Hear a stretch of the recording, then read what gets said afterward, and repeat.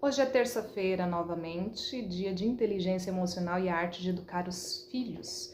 E hoje eu vou recapitular com vocês os 5 passos da preparação emocional, que são, já de cara, perceber a emoção da criança, reconhecer na emoção uma oportunidade de intimidade e transmissão de experiência, escutar com empatia, legitimando os sentimentos da criança, ajudar a criança a nomear e verbalizar as emoções, impor limites e, ao mesmo tempo, ajudar a criança a resolver seus problemas. Calma, falei tudo muito rápido, mas eu vou falar um por um detalhadamente neste vídeo.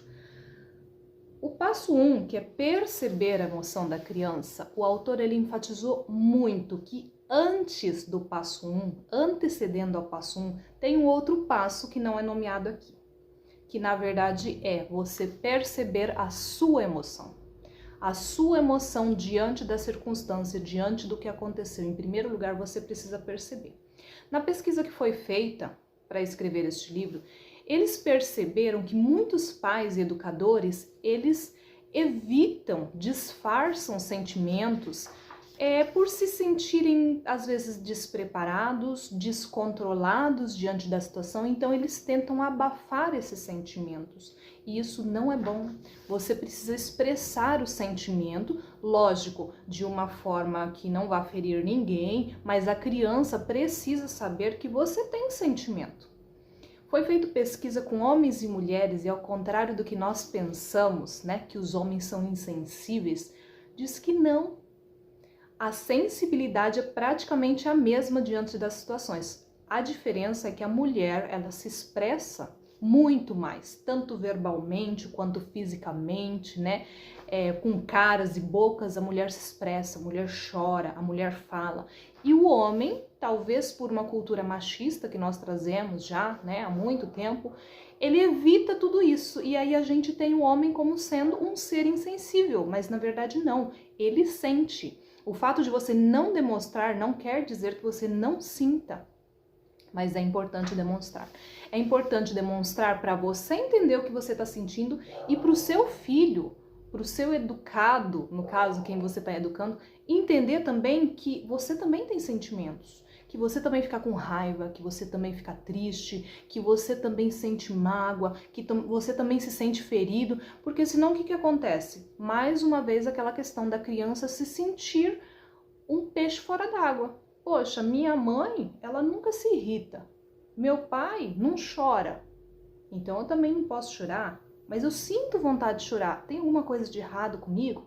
Entende? Então é importante você primeiro entender as suas emoções para depois você conseguir entender a emoção do seu filho. Tem alguns aspectos aqui que fala do porquê adultos se negam a se expressar emocionalmente ou mesmo a reconhecer as suas emoções. E algumas delas são o que eles responderam, né? São sujeitos àquele tipo de emoção. Por exemplo, eu me acho uma pessoa raivosa. Então, quando eu fico com raiva, eu tento reprimir aquela raiva porque eu não quero ser uma pessoa raivosa, eu não quero ser uma pessoa triste, eu não quero ser uma pessoa medrosa. Então, eu me sinto como se eu estivesse sujeita àquela emoção. Então, eu reprimo isso.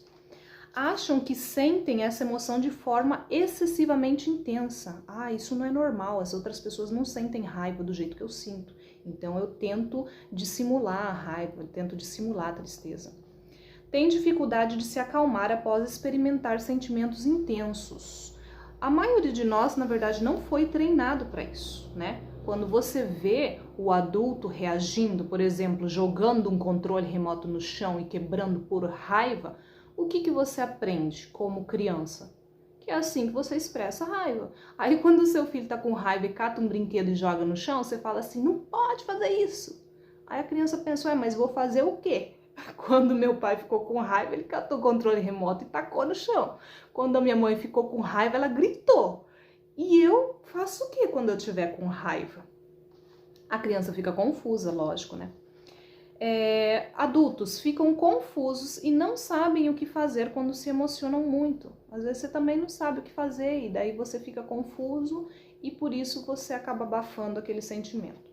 odeiam o modo como se comportam quando estão emocionados. Aí eu morro de raiva de mim quando eu fico triste, porque aí eu não tenho vontade de fazer as coisas, porque aí eu trato mal as pessoas. Então você não se aceita com aquela determinada emoção. Vivem se defendendo das emoções. Quando reagem de forma neutra, com calma, compreensão, solidariedade, estão representando. Às vezes você tá com raiva, mas você representa. Aí parece que você tá tranquilo, mas por dentro você tá fervendo.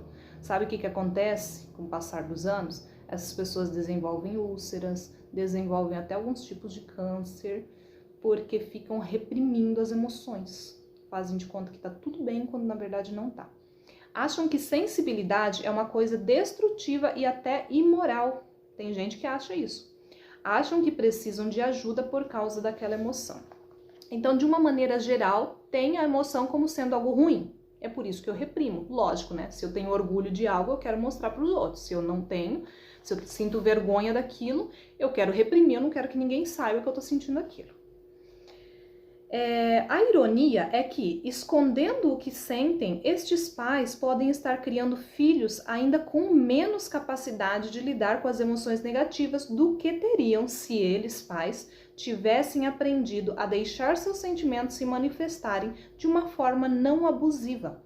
Por isso os filhos crescem emocionalmente distantes dos pais e ficam carentes de exemplos para aprender como lidar de forma eficiente com as emoções negativas. É aquele exemplo que eu dei aqui, né? Se a criança não tem exemplos, então como que ela vai lidar com aquilo? Ela não vai saber como lidar com aquilo. É como instruções de segurança que dão nos aviões, explica o autor, né? Primeiro, a gente tem que estar com a máscara de oxigênio no nosso rosto para depois socorrer o filho. Então, primeiro você tem que entender a sua emoção, de preferência até saber, mas por que isso me afetou? Por que isso me deixou com raiva? Não só identificar, eu estou com raiva, eu estou magoado. Mas entendeu por que aquilo te afetou tanto. De repente uma outra pessoa não afetaria dessa forma. Por que aquilo mexeu com você? E aí você vai buscar resolver os seus problemas para depois resolver do seu filho. Deixa eu levantar um pouco aqui o celular, que ele foi caindo e tá aparecendo só metade do meu rosto. Jane Nelson, ela diz o seguinte, que a raiva normalmente ela é uma emoção secundária que vai estar encobrindo uma outra emoção. Por exemplo, você se sentiu magoado e aí você não quer que a pessoa saiba que você tá magoado com aquilo porque você, na verdade, acha aquilo uma bobagem. E aí você sente raiva, você se expressa através da raiva. Então a raiva, na maioria das vezes, não é um sentimento primário, é um sentimento secundário tentando encobrir alguma outra causa. Por isso, na hora que você for identificar o seu sentimento, é importante você saber o que realmente causou aquilo. De repente você vai descobrir que a raiva é porque você está sem respostas, é porque você está confusa. Você está confusa, não sabe o que fazer e daí você jogou para cima da raiva. De repente você ficou magoada e aí você não sabe como expressar essa mágoa, porque você acha que a pessoa de repente vai fazer pouco caso da sua mágoa ou da sua tristeza, e aí você joga pra raiva, porque a raiva é um sentimento que é mais aceitável, né? A maioria das pessoas se expressa através da raiva. Então, às vezes acontece. Agora ficou certo o celular. Então o autor recomenda que se você acha que você tá bravo e consegue resolver aquele problema mesmo estando bravo, que é difícil, né, gente? A maioria das vezes que a gente fica bravo, a gente não consegue raciocinar direito. E aí você consegue continuar tendo uma conversa racional com seu filho, então continua, prossiga. Mas se você não consegue, e aí é onde eu vou frisar muito hoje, dá um tempo. Dê um tempo. As únicas situações em que você não pode dar um tempo de jeito nenhum é quando alguém está correndo risco de morte, né? Seu filho está lá numa situação em que você precisa reagir naquele momento, senão vai dar ruim geral. Mas caso contrário, né? Mesmo que seja uma situação onde a pressão social está muito grande em cima de você, de repente está no meio de um monte de gente e o seu filho fez uma coisa que todo mundo fica olhando para sua cara, tipo assim, você não vai fazer nada? E aí você sente aquela pressão social, só que você não tá com cabeça para resolver naquele momento, você sabe que você vai fazer coisa que não vai prestar. Dá um tempo, tira a criança de cena, né? Se for dentro da sua casa, você percebeu que você saiu do controle, avisa o seu filho antes, inclusive isso é uma ferramenta muito boa. Conversa com o seu filho antes, avisa para ele, se você me desrespeitar, eu vou sair de cena. Eu não vou falar nada, eu apenas vou entrar no meu quarto, vou entrar no banheiro e vou ficar lá até eu me acalmar, até que a gente possa conversar. Ao contrário de você falar para a criança, vai você para o quarto, porque daí você está impondo algo e muitas vezes não é bem aceito, né? Então decida o que você vai fazer ao invés de decidir o que a criança vai fazer. Já deixa avisado com antecedência. Olá, se você me desrespeitar, eu vou fazer tal coisa e não vou te avisar, porque eu já estou te avisando antes. Aí se a criança der um piti ou fazer alguma coisa que você percebe que não está conseguindo resolver naquele momento, apenas vire as costas e se retire até você conseguir ter calma para conseguir olhar com outros olhos, de repente até com os olhos da criança, né, para poder resolver aquele problema. É uma das ferramentas que eu tô te dando para você utilizar nesses casos. E aí depois, o que você faz? Diga ao seu filho o que você sentiu naquela hora do incidente e o que você sentiu depois. Isso é muito importante também, dar o feedback. Filho, naquela hora eu tava morrendo de raiva, minha vontade era bater em você, catar você e jogar dentro do quarto e trancar você lá. Então eu saí de cena. O que você já está ensinando para o seu filho? Que quando ele estiver nessa situação, ele também pode usar dessa ferramenta. Então você saiu de cena, depois eu me acalmei, eu consegui perceber o que tinha acontecido com você e agora eu estou pronta para a gente conversar. Você vai dar uma ferramenta fantástica para o seu filho levar, assim, não só para resolver dentro da família, mas dentro de empresa, dentro de escola. É uma ferramenta fantástica. E aí depois você pode se desculpar também, você pode, né, fazer o que for necessário para reatar a relação. Depois de reconhecido a sua emoção, aí sim você vai reconhecer a emoção da criança. Algumas formas de entrar em contato com os seus sentimentos. Perceba que entrar em contato com os seus sentimentos é uma coisa que não é fácil, porque você não está acostumado. Se você já tem essa dificuldade, é porque você já não está acostumado. Então ele te dá algumas ferramentas aqui do que você pode fazer. Meditação, oração, manutenção de um diário. Você ter um diário é bem importante, você escrever o que você sentiu naquele momento, o que sentiu depois também, para você se autoavaliar e se autoconhecer. Expressões artísticas como tocar um instrumento, desenhar, te envolve também, te deixa em contato com o seu próprio sentimento, né, com as suas emoções. Lembre-se que para desenvolver sua consciência emocional você precisa passar algum tempo sozinho, o que não é fácil para os pais ocupados de hoje em dia. Porém, se você tem em mente que algumas horas de solidão podem ajudá-la a ser uma melhor mãe ou um melhor pai, isso não lhe parecerá nenhum luxo. De repente você pode falar, eu não tenho tempo de ficar sozinha. Eu posso falar isso, né? Eu tenho 4 filhos em tempo integral e eu não tenho ninguém em volta que, né, fala assim, não, eu vou ficar com seus filhos.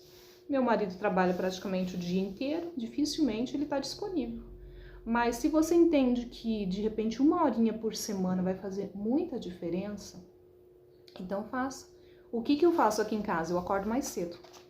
Às vezes 2 horas mais cedo, para eu entrar em contato comigo mesma, para eu entender, para eu refletir sobre o que foi o dia anterior, o que eu fiz, o que aconteceu, por que aconteceu, e aí buscar ferramentas para eu conseguir resolver aqueles problemas. Porque senão, gente, a gente vai levando uma vida aos tropeços, né? A gente vai empurrando problema, e aquilo vai se acumulando.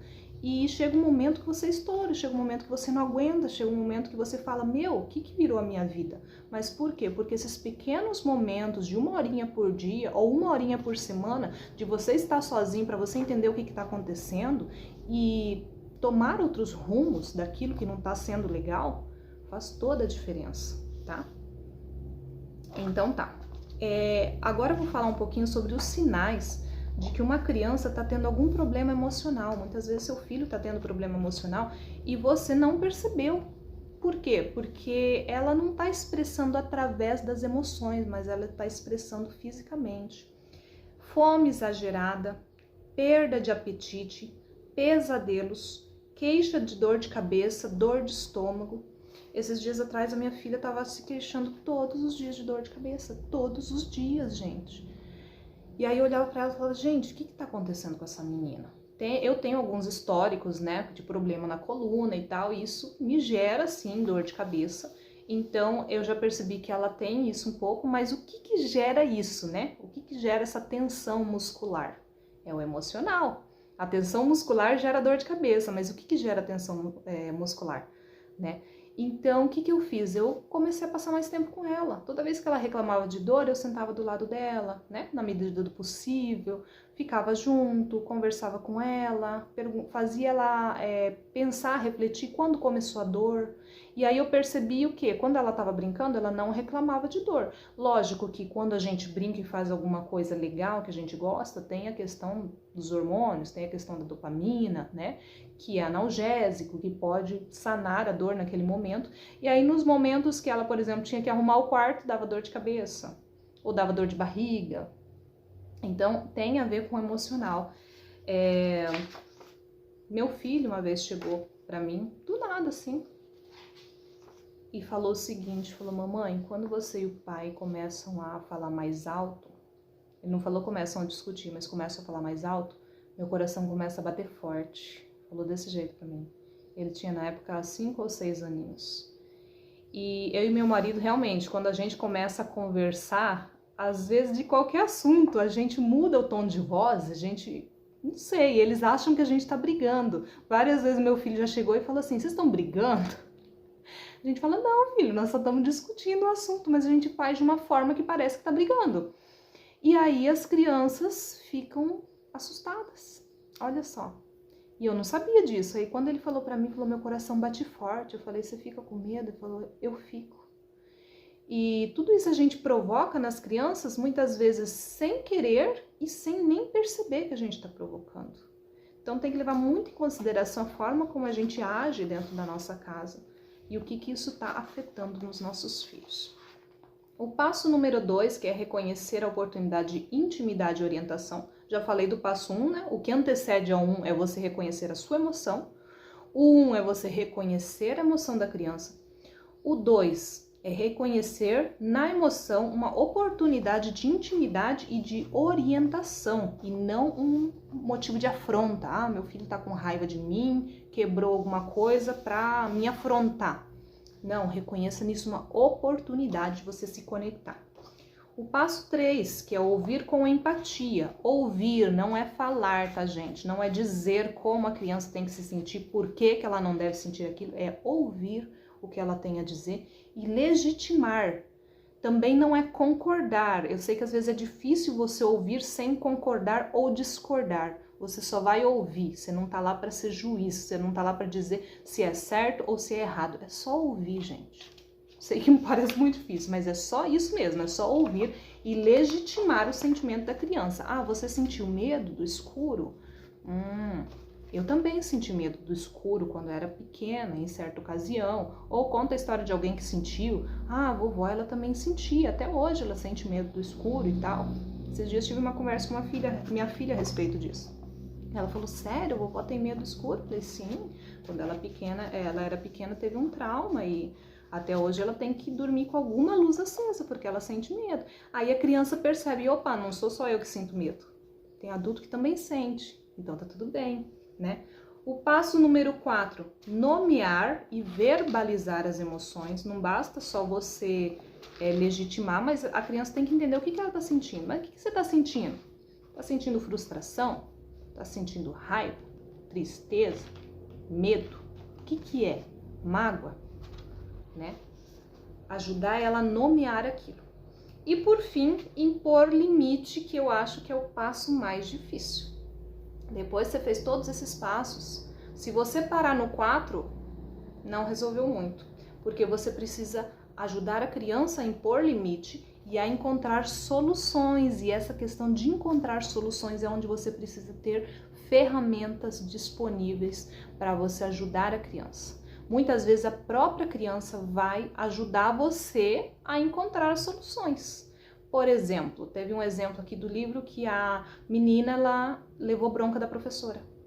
E aí chegou em casa brava e a mãe perguntou: por que você está brava? Ah, porque a minha professora brigou comigo sem motivo nenhum.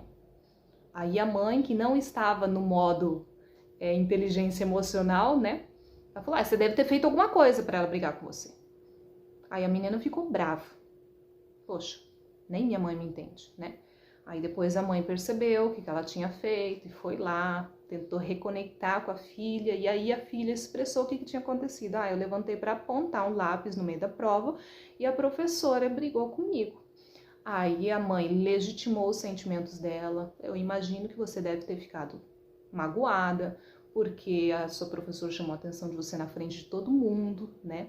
Aconteceu isso comigo também uma vez na escola, né? Eu também me senti desse jeito. E aí, depois de conectado tudo, né, resolvido, a mãe falou para a filha: o que você acha que você pode fazer para não acontecer mais isso? Resolver o problema. Senão vai acontecer de novo, aí não vai, né? Não tem sentido. Aí a filha pensou, agora já estava mais aberta, né, uma solução. Ela falou: eu posso levar um lápis de reserva para não ter que apontar, né? Então faça isso. Resolvido o problema, né? Lógico que nem todo problema vai ser assim tão simples de resolver.